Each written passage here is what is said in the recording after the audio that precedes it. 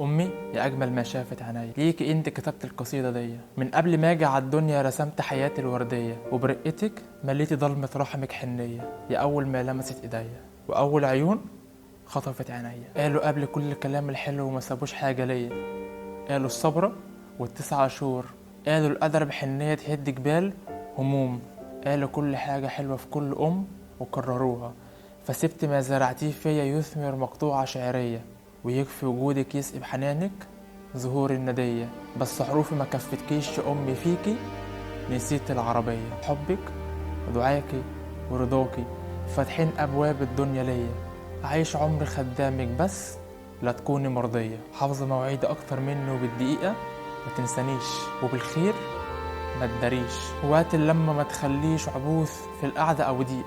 بكل الدنيا يا أمي ما تساويش، ياللي كل حتة منك، ياللي مهما عشت سنين أسددلك هموت وأنا مديولك.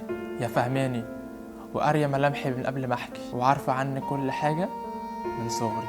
ياللي تحت رجلك الجنة يا ست الكل وعلى راسي، يا قبلة قلبي وعنيا يا جنة فوق الجنة. من قبل ما أجي على الدنيا رحمك كان ليا الجنة. يا أجمل ما شافت عينيا، ياللي بتحلي الدنيا عليا، ياللي بالك تملي مشغول بيا. أعيشلك لا تكوني مرضية.